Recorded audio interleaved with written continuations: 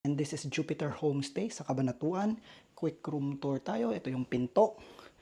May malaking kama. Mamaya natin i-check ang lambot.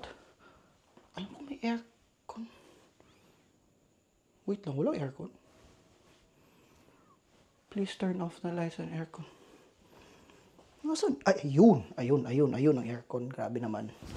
Yan yung aircon. And then, CR.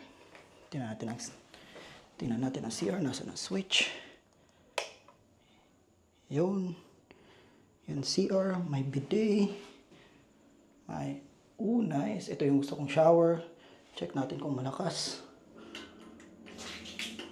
Mamaya lang natin i-check kung malakas. Natin ang power ng bidet. Okay. Magana.